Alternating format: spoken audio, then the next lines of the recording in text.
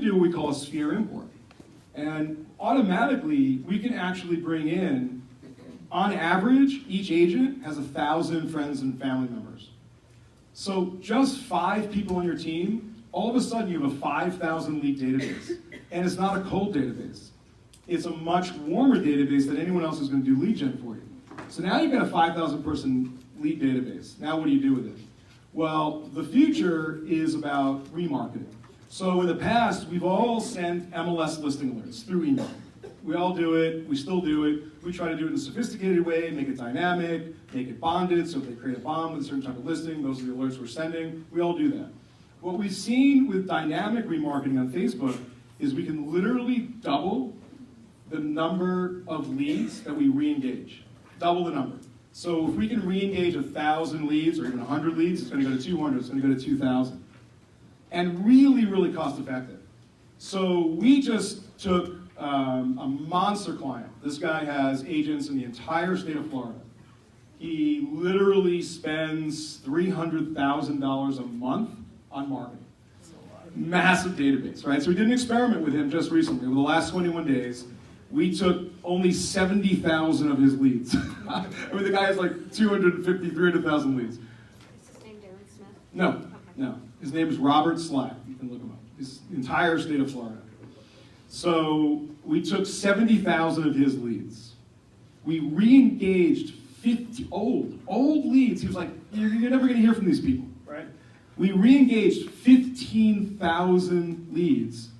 We doubled the number of leads we re-engaged by not just sending them MLS listing alerts through email, but getting it into their feed in Facebook. Of those 15,000 leads, we literally have 2,000 leads now searching for homes every single day. In 21 days, we've had 600 showing requests. I've done the math. It's down to like 22 cents a lead and $5.67 a showing request. And you know what the portals charge for basically a hand raiser now? And they're charging hundreds of dollars, right? So I really want you to think that there's, again, I understand everyone's different. I've always been about working for myself. I've only worked for someone for 2 years right out of college. After that, I've been a serial entrepreneur. I just know that if I have to work for someone else, they're probably going to fire me. Nick knows that. So I've started literally in my living room, 3 companies. I've bootstrapped them, I've grown them. This is by far the most fun I've ever had. I love, love, love my team. I love everything about it. But what drives me, and it's not for everyone, but just for those of you who this resonates to, I don't want to create a job for myself that I'm always married to. I want to create wealth, which is lasting for me and my family, so that if I get hit by a bus or something happens, everyone's going to be okay. I'm not a flashy guy, don't do private jets, don't do fancy cars, stuff like that. If I can scrape 2 nickels together, I actually go buy apartments. That's what I do.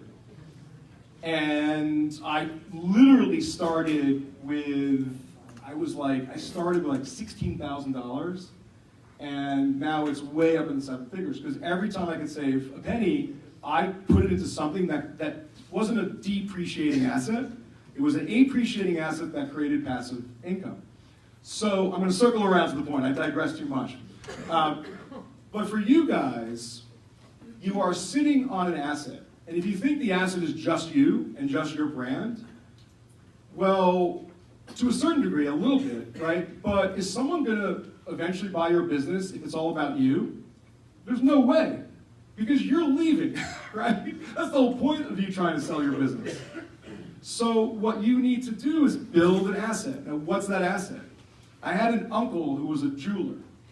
And over the years, he sold jewelry, and he built his basically collection of gold and diamonds. He kept building it with his cash flow because he knew that someday his retirement would be selling off his jewelry, right? And that's literally what he did. So what I want you to think about is you need to build assets that can live beyond you so that someone else values it.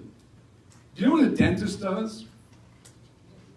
Dentists build up big practices, lots of folks, then they bring on a really young new dentist, right? And then over time, they ease out, they sell their practice to the dentist, and that young dentist then pays them a yearly cash flow. He can't come up with $5 million, $2 million, right? But he pays them $100,000 a year or $150,000 a year. That's how it works. So I want you to think about this, stand out from the day-to-day stuff and say, am I just creating a job that I'm forever married to? Or how do I leverage some things to create wealth, which is different? So what are the things that you can leverage? You could absolutely leverage technology. When I started in 2007, there were a handful of companies, they're dinosaurs now, that were in the real estate technology space. Literally every single day, I think there's another real estate technology company that starts. So there's a huge number of great companies and technologies that you can avail yourself of to give you the power of the big guys and leverage that technology. Now you need people, okay? You've got to leverage people. And the basic math is, if you can hire someone at 50% of your own hourly rate, hire them. Okay, I just came back from 2 weeks in French Polynesia. You can all cry for me. I was in Moorea, I was in Bora Bora, I was scuba diving with sharks. I was gone for literally half a month. What happened to buying apartments? I'm just saying. Okay. I used frequent flyer miles to get everyone there for free. Anyway, the point is that my business did not blink. My business didn't blink. My business ran with all the wonderful people that I have who are way smarter than me and way more talented. Put my ego aside, I've surrounded myself who are better and smarter than me. Okay? And I was able to leave my business worry-free. How many of you can do that? You've got to create a great team. You start by hiring one great person. Then go to 2, then go 3. Specialize the tasks. Some people should be doing transaction coordination. Some people should be on the phones. And those 2 people are very different. Okay? So leverage technology, leverage other people, and like I said, figure out how much you make. You make $100,000 a year, you make $200,000 a year, you make $50,000 a year, divide it by 2,000 hours. That's how much you make an hour. If you can hire someone for half that, do it. So when I'm trying to leverage technology and I'm a single agent, right? I'm going to use me as an example, just so you can guide us through it. Let's say I'm looking to expand into St. Louis, right? Yeah. What tech am I going to look into to be able to grow as quickly as I want to be able to make some money? He's reined me in, which is good, because we're going to talk about the important stuff. So what's the future? Okay, AI, right? Artificial intelligence. Okay, I think that I'm equally really scared about AI and equally really excited about it. Now, we're a technology company, so my take on artificial intelligence, this is where there's basically a bot. There's not really a real person talking to your relationship or your lead or your consumer. My take on it is that they should only take it so far. At some point, relatively soon in the process, there should be a handoff. So how do we use AI successfully? What we do is we have algorithms that are running all the time that are watching all of your consumers as they search for homes. First off, everything's built on home search. Everything in this industry is built on home search. I mean, we've talked about video today. One of the advantages that we have is we've basically programmed every single IDX data feed in the country. So the problem with video ads is you create a video ad, it's time consuming, it's painful, it's expensive. So now you created a video ad, you're gonna run that for a long time because you just spent all this energy creating a video ad. The problem with it on social media is it eventually runs out of juice. I mean, you'll see the metrics in Facebook Ad Manager, it just goes down like this. It's gotta be dynamic content. Well, what's more dynamic than a new home on the market every day that exactly matches what that person has already expressed interest in? A price reduction in a home that person's already expressed interest in. Open houses. Everything on the MLS is dynamic. You must seize on that. That's what we're gonna do. So we're basically gonna create a video engine for digital marketing that basically can literally create a new video every single day with your brand on it, your message, all that. So it stays fresh, it stays dynamic, and it's targeted to the right people. So that targeting that you really can't do on Google, but you can do on social media, is really critical. So that's kind of where video is going. In terms of AI, okay, our algorithms are watching home search. They're watching home search every single day. Well, not every consumer or relationship or lead is someone that you should talk to. And you guys are plumb out of time. Time is your much more precious commodity than money. So when you work with a technology company and partner, You want them to give you your time back, which means that you can't walk into your office at 9 a.m., flip on a switch, look at this database of thousands of people or hundreds of people and decide, who the heck am I going to call? Who am I going to text?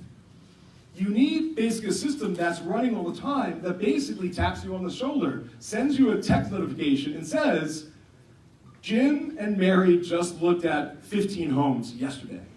This is exactly where they looked, this is the price range, and they saved this home to their favorites, right? So lots of folks are searching, and then people get busy in life, they stop searching. So you have to watch who's like, all of a sudden, who's become a priority lead or a hot lead? Who's really heated up in the last 24 hours? Well, you can't do that, so we have algorithms. We're starting to use artificial intelligence, right? Now we can literally send a text on your behalf. You're out at a showing. You're meeting an appraiser. You can't respond to that priority text right away. So we use AI to send a text on your behalf to say, this is Howard, I'm Tristan's assistant. Noticed you just looked at 124 Main Street for the 4th time. Would you like to blah, blah, blah? And you can be in control of that message. So now you might get 20, 30% of those leads that come back to you and say, oh yeah, we're really looking we really love this neighborhood, or whatever they're gonna say, and you're just looking at your phone, you're like, this is really cool, because I haven't done anything yet. At that point, you need to further the conversation, right?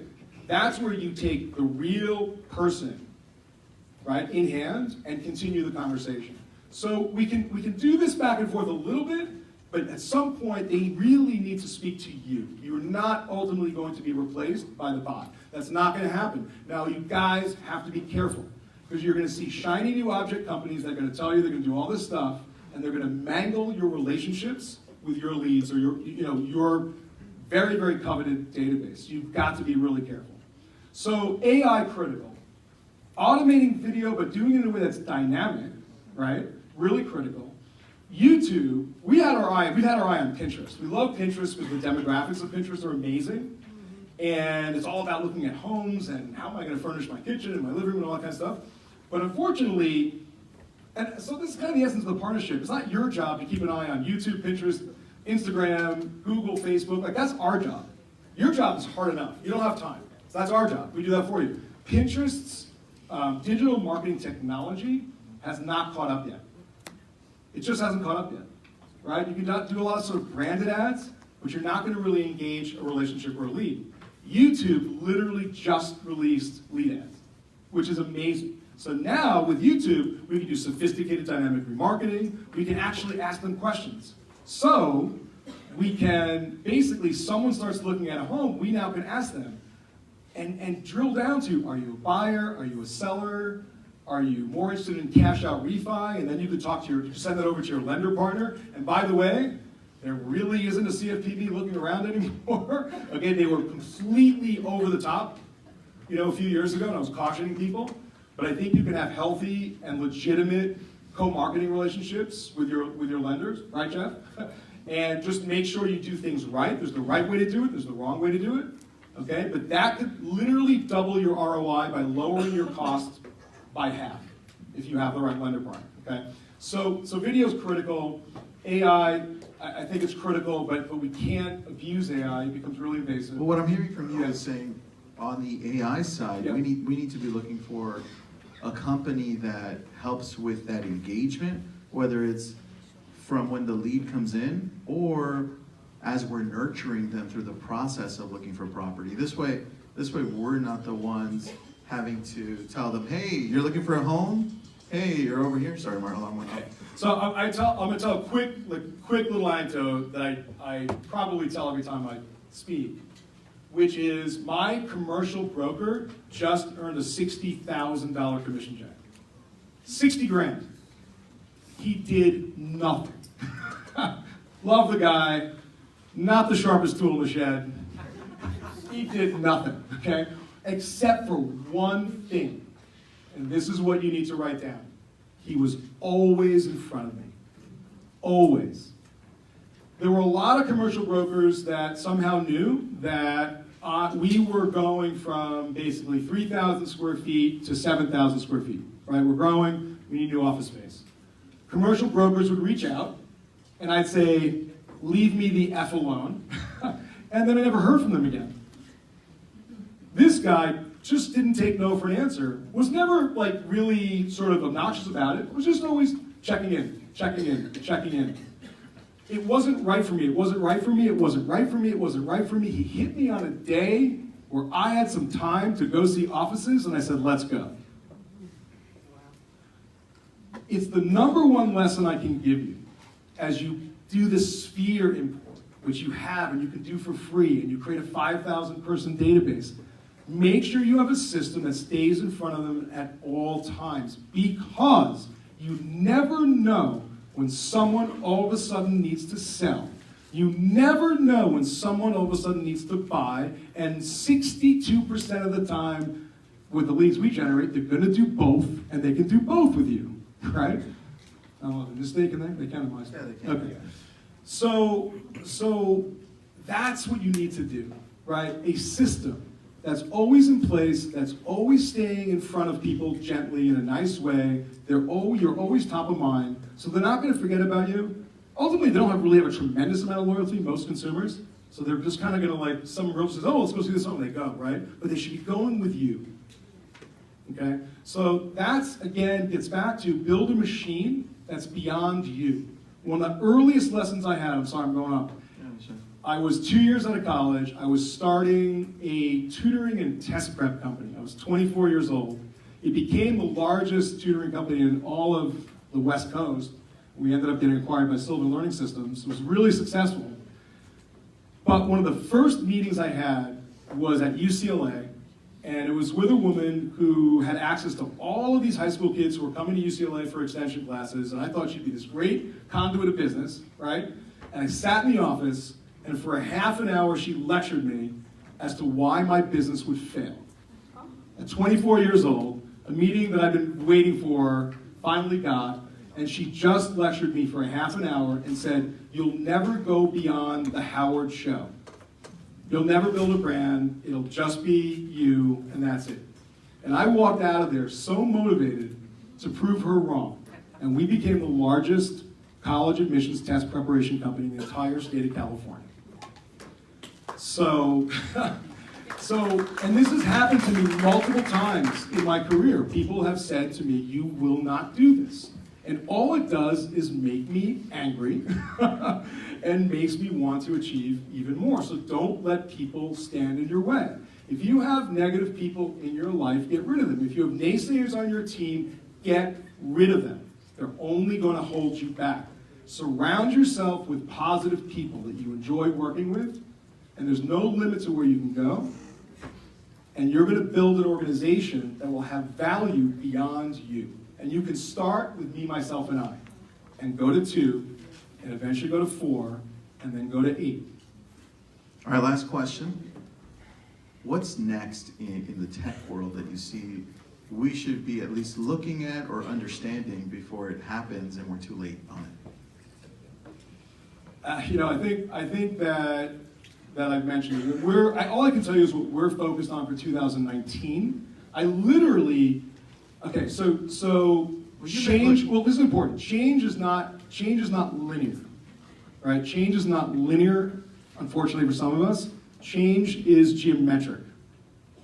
So if you don't do well with change, get out of this business. It's geometric, okay? It's exponential. It's going to keep happening more quickly. Things didn't change that much in 2004. They really didn't. It changed a little bit in 2007. It changed a lot more in 2010. They're changing so quickly right now, it's shocking. So I can only right now, my business partner and I, the other co-founder, we can only look right now 12 months ahead of us, literally, okay? And what we're completely focused on is basically helping our clients with that lead nurture aspect, okay? Making their time much more efficient and using artificial intelligence and big data so we can target the right demographic groups. That's what we're focused on. We're focused on video because video has much, much higher engagement, but there's many, many companies that do video. Lots of companies do video. But is that video dynamic? Does that video change everything? We're literally building the Ylopo video engine that'll create 1,000 videos in a week. Where am I focusing on putting this video that I'm creating? Is it YouTube, Facebook Live, All the above. IGTV, All the above. everything? Yeah, all the above. And we're measuring the response rates, the return to site rates. What about me as a single agent? But also, where's the video landing? Where's the video landing? Is it just branded? It's just, oh, they're seeing me?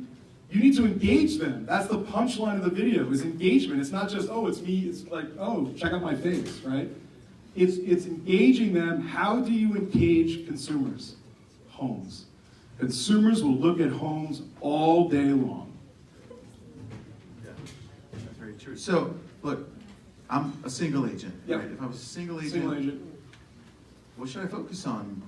YouTube, Facebook Live, IGTV? If I'm just too much to do everything, what do I do? Look, first off, you've got to establish a great site. Look at yourself, look at your site. Do you have a great site? Do you have a great, maybe you can start with the basics if you're just a single agent and you're just here. Do you have a great site that looks like it's 2020? Or do you have a site that looks like it's 2008? It's your first honest question. Then, do you have amazing home search? I'm telling you, guys, this is the pillar on which everything is built. To nurture all of your past relationships and to engage new relationships, you have to have kick-ass search that's completely also integrated into your branded site. Okay, now we can jump to, okay, what are we going to do to create new relationships? And now you can start advertising on Google, Facebook. We like Facebook a lot more. It's a lot less expensive than Google. We can do target demographic marketing. We can target trade-up buyers. We can target trade-downs. What's great about that is they're not just sellers, they're buyers and sellers, right? So we know 83 million households are literally on Facebook, right? We can append that data with actually their address, right? So Facebook is off the charts, the most amazing platform. And remember, Facebook is not just Facebook. Everyone's always like, well, what about Instagram? Hello? Facebook owns Instagram. Instagram is Facebook. It's all part of the same publishing network. So the Facebook audience network is not just Facebook. It's Facebook, it's Instagram, and it's every major site that consumers visit on the internet. Okay, it's touching everything. So their network is absolutely devastating in a really good way. I think with the rise of video and engagement with video, I think that YouTube is incredibly important for us going forward. We're going to keep our eyes on Pinterest. At some point when Pinterest evolves, I think it's going to be really, really amazing. And I think that you guys have got to do this sphere import. You've got to basically figure out how to create 1,000, 2,000, 5,000. If that's your start, you've got friends that you can say, hey, let me engage, let me touch your 1,000 friends. Talk to your lender partner, talk to the 2 or 3 other associates, right? And that's where you start. Now you start getting business, and you need to not spend that money, right, on frivolous things. You need to save for a rainy day. You need to build your database. The folks that I deal with who are absolute monsters in the business have databases of 10,000 leads, 20,000 leads, 40,000 leads, 100,000 leads. But guess what? They didn't start there. They started at 20 leads, right? So I think that's, there's a progression. And you've got to start with the building blocks. From there, you now have to go to digital marketing. And like I said, think about remarketing. Think about always staying in front of them through email and through social media, because it's much more cost effective than new lead gen. So think about that. So, yeah, I hope this helps. I hope this helps you guys. Any questions for Howard? We got one here. I have a question. Sorry. Thank you.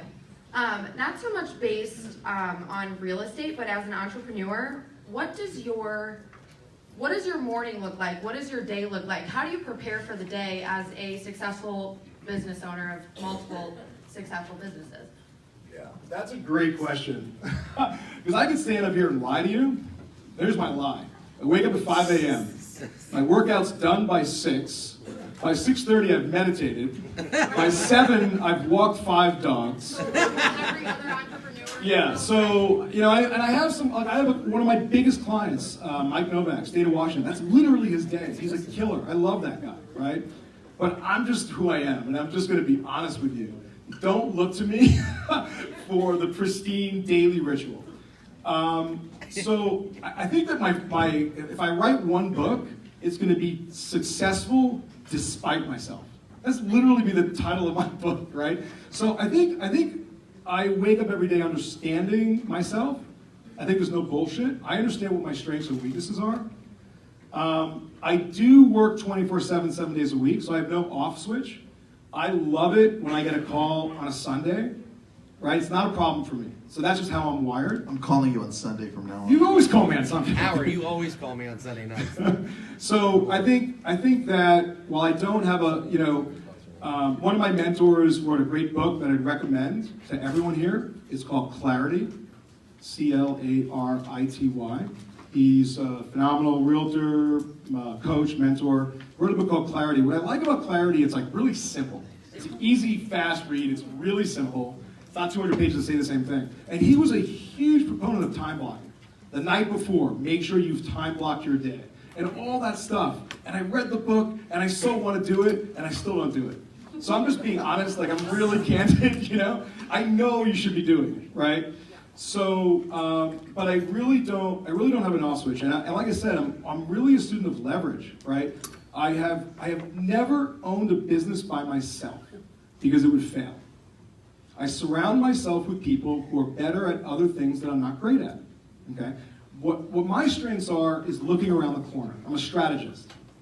I'm a great leader, but I'm a horrible manager. Does everyone understand the difference? Huge difference.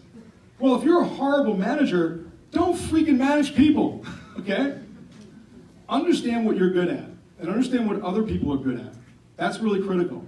So, now, like I said, I wake up and I know that I've got people who are specialists doing the right things. The biggest mistake I see that small teams make is they have generalists. So you got a team of 5 or 7 buyers agents all running around, they're all doing the same thing. But what big company does that? Do you have your HR person writing code? Do you have your digital marketing person dealing in finance? Like every single successful company, of course, is built with specialists. Yet on real estate teams, you've got a buyer's agent who you want to do everything, right? It doesn't make any sense to me. So I think that's something else to think about. So I apologize. I don't have a great answer for you on like my daily rituals. And it's a great question. And some people are really pristine in that department. I'm just not. But like I said, despite myself, I built 3 amazing organizations. And I aspire to 4 things. I think this is part of my success. I aspire to 4 things. Number 1, I do recognize that I'm not yet in the stage, and I will be soon in the stage of my life where I completely just focus on charity and philanthropy, but I'm not at that stage. So I recognize that ultimately what I do is to be profitable. I focus on real revenues and real profits. So the business I have has got to have that path, right?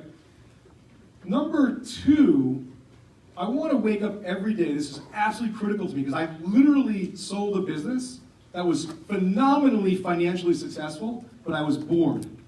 Every day, I dreaded going to work. I was making a ton of money, but intellectually, I was bored. Guys, we got one go-around on this.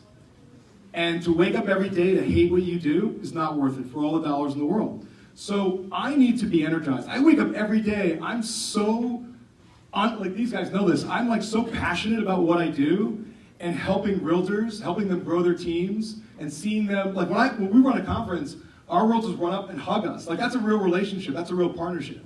So you've got to love what you do and be excited intellectually about it. 3, which I just led to, you have to provide a service and a product that helps other people. So stop selling people. Talk to people, hear their story, ask them open-ended questions. As soon as they start telling you the story, identify with them, right? Okay, but you've got to provide a great product and service. So many companies in the real estate technology space are well-funded companies. I saw a company, I'm not gonna name them out here, they've raised 2 $50 million rounds. And I told Tristan 2 years ago they are gonna fail. Because all they do when they raise all this money is build massive sales organizations that bother the heck out of you guys 24/7. That's all they do. And all they're trying to do is outsell their attrition. They're outrunning or outselling the number of realtors that are leaving them because the realtor said this sucked, right? And I never want to wake up and have a sales organization that's trying to outrun attrition. I want to provide a really quality service. Is it quality for 100% of my clients? No, everyone's different, right? But for the preponderance of my people, I want them to say, I love Ylopo. The fourth thing for me is think about your people. Think about who you work with. I would never put employees in an office that I wouldn't personally love to go to. I would never put them in an environment that I wouldn't personally want to go to. I'd never put them in a situation that I wouldn't want to be in. I wouldn't put an employee who's a bad seed and keep them in my company if it made everyone else miserable. So those are the four things that I think are actually the pillar of my success. And having a great profitable business is only 1/4 of it. All right, let's give a round of applause to Howard Taker. And hey, real quick as well, if you guys want to learn more about Ylopo, if you want to learn more about Ylopo, we've actually, I called ahead to one of his guys, Sean, and we scheduled a 1 o'clock webinar tomorrow. So you can zoom in, you can watch it from your couch. Check with my girls in the back, Alicia, Michelle, and give us your